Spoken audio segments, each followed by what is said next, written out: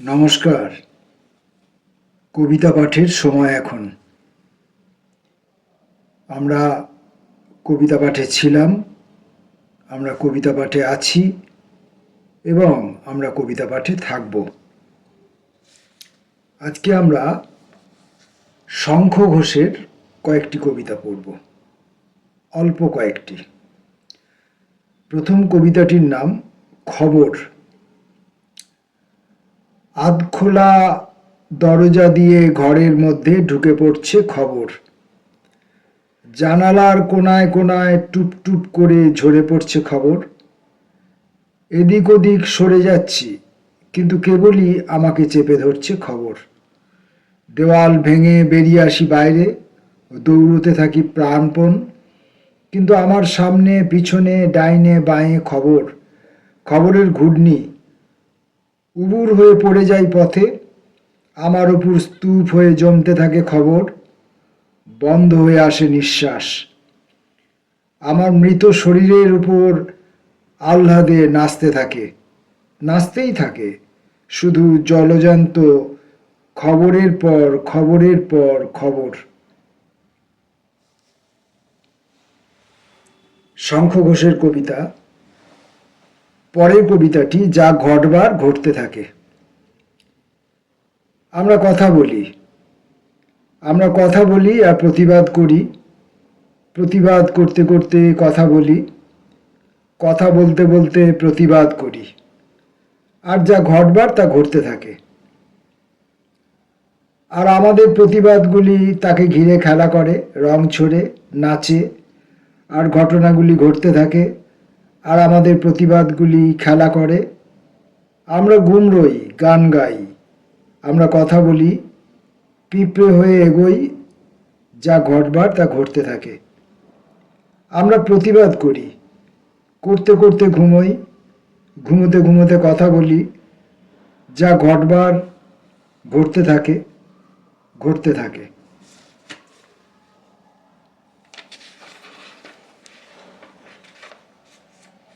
পরের কবিতা সব সাধনা। বুঝি তোমার চাউনি বুঝি, থাকবে না আর গলিঘুঁজি, থাকবে না আর ছাউনি আমার কোথাও। ও প্রমোটার, তোমার হাতে সব ক্ষমতার, দিচ্ছি চাবি, ওঠাও আমায় ওঠাও। তুমি চির নমস্যতাই, তোমার পায়ে রত্ন জোটাই, তোমার পায়েই বিলিয়ে দিই শরীর। যার যা খুশি করুন তিনি, করবে তুমি কল্লোলিনী, ভরসা কেবল কলসি এবং দড়ির। আমার বলে রইল শুধু, বুকের মধ্যে মস্ত ধু ধু, দিয়েছি সব যেটুকু ছিল দেদার। ঘর ছেড়ে আজ বাইরে আসি, আমরা কজন অন্তেবাসী, সব সাধনায় রাত কাটাবো এবার।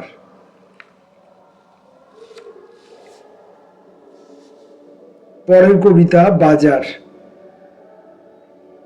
ভেবেছিলাম সঙ্গ পাবো একটা কোনো বেলা, গলির মুখে একলা দুহাত মিলবে সে হাতে, এক লহমার চোখের চাওয়ায় ভাসিয়ে নেবে আমায়, টান দেবে কোন 10 লহরের গঙ্গা যমুনাতে।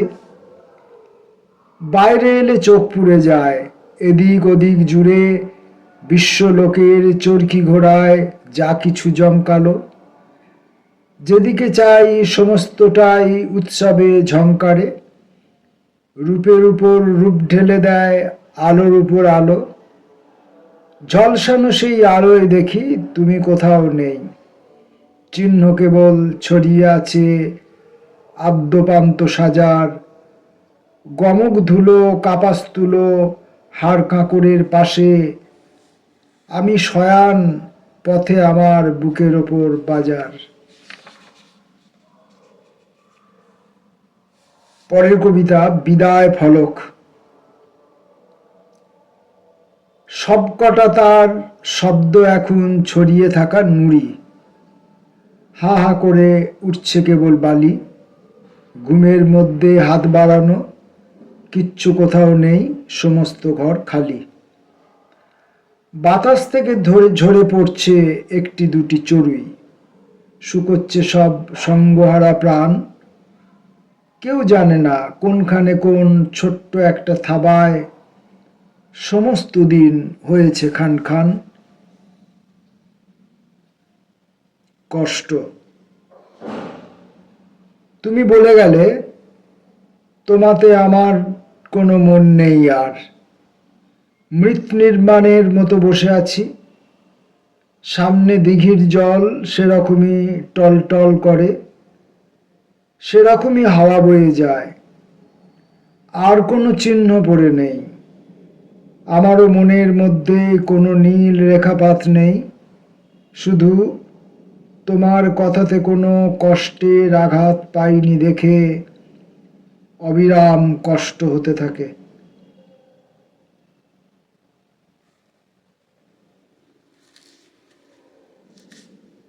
শঙ্খ ঘোষের কবিতা পালক। সব কিছু মুছে নেওয়া এই রাত্রি তোমার সমান, সমস্ত ক্ষতের মুখে পলি পড়ে, কখনো কখনো কাছে দূরে জ্বরে ওঠে ফসফরাস, কিছুরই কোথাও খান্তি নেই। প্রবাহ চলেছে শুধু তোমারই মতন একা একা, তোমারই মতন এত বিকারবিহীন। যখনই তোমার কথা ভাবি তবু সমস্ত আঘাত পালকের মতো এসে বুকের উপরে হাত রাখে। যদিও জানি যে তুমি কোনোদিনই চাওনি আমাকে।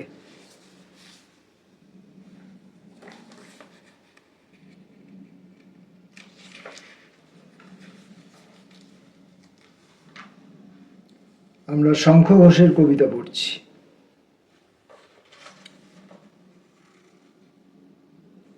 অপমান। গান মুহূর্তে ধুলোয় লুটিয়ে পড়ে, চারদিকে এত জম্পেস খেলাধুলো, এরই মাঝখানে বয়ে যেতে হবে বলে কানে তুলো আর পিঠেও বেঁধেছি কুলো। তুমি ভেবেছিলে অপমান ছুঁড়ে যাবে, দু কথা শুনিয়ে সুখ পাবে ভেবেছিলে, চোখের আড়ালে অশ্বত্থের ডালে ভেবেছ দু পাখি মরে যাবে এক ঢিলে। মরেওছ বটে, তবে সে আমার নয়, আমার পাখি তো লুকোনো নৌকো জলে। অবশ্য জানি যা কিছু লুকোনো আজ সবই পেতে চাও ছলে বলে কৌশলে।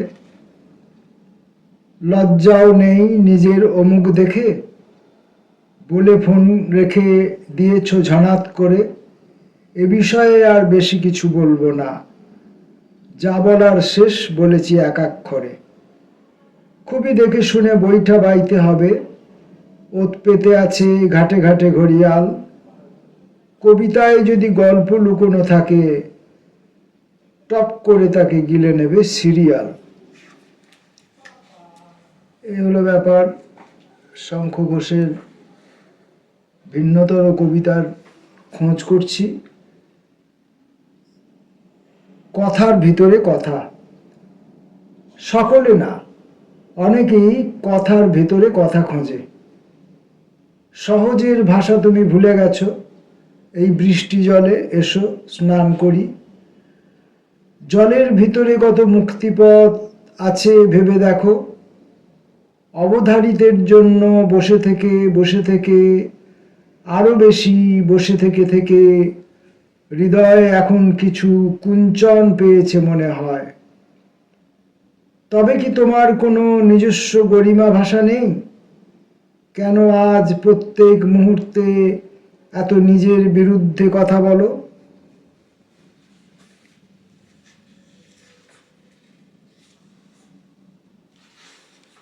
শঙ্খ ঘোষের কবিতা পড়ছি আমরা।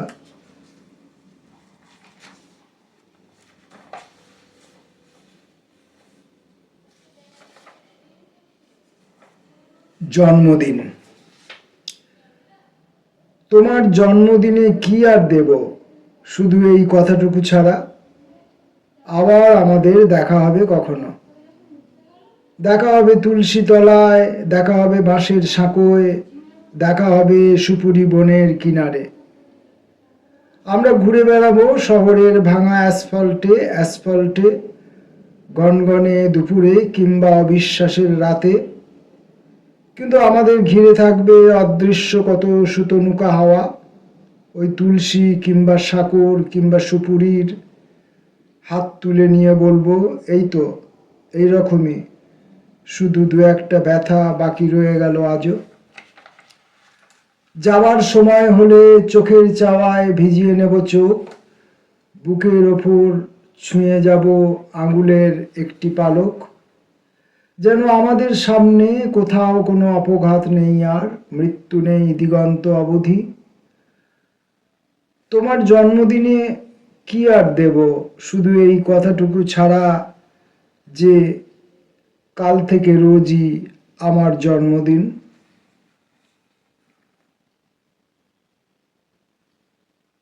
আজকের মতো শেষ কবিতাটি পড়ছি, মেঘের মতো মানুষ। আমার সামনে দিয়ে হেঁটে যায় ওই এক মেঘের মতো মানুষ, ওর গায়ে টোকা দিলে জল ঝরে পড়বে বলে মনে হয়। আমার সামনে দিয়ে হেঁটে যায় ওই এক মেঘের মতো মানুষ, ওর কাছে গিয়ে বসলে ছায়া নেমে আসবে বলে মনে হয়। ও দেবে না নেবে, ও কি আশ্রয় নাকি আশ্রয় চায়, আমার সামনে দিয়ে হেঁটে যায় ওই এক মেঘের মতো মানুষ। ওর সামনে গিয়ে দাঁড়ালে আমিও হয়তো কোনোদিন হতে পারি মেঘ। আমরা শঙ্খ ঘোষের কয়েকটি কবিতা পড়লাম, কম শ্রুত কবিতা। কবিতা যদি অন্তমিল সহকারে হয়, কবিতা যদি ছন্দের, প্রচলিত যে ছন্দ আর কি,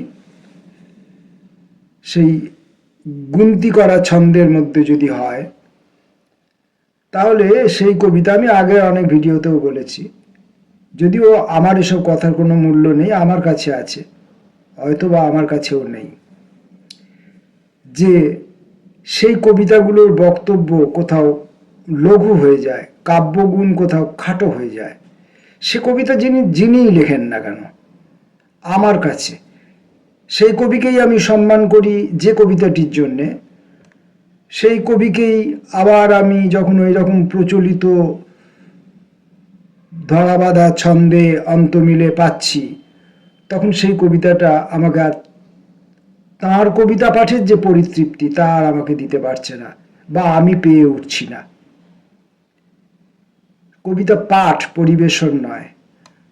পরিবেশনে হয়তো যারা পরিবেশক তারা তৃপ্তি পেতে পারেন, কিন্তু পাঠের ক্ষেত্রে আমার যেন মনে হয় আমি কোথাও কোনো গভীরতা থেকে বঞ্চিত হলাম, যেন কোথাও সুউচ্চতা থেকে উচ্চতায় আমি পৌঁছতে পারলাম না, যেন মনে হয় কোনো অনন্ত দিগন্তব্যাপী দৌড় কোথায় যেন বাধা পড়ে গেল।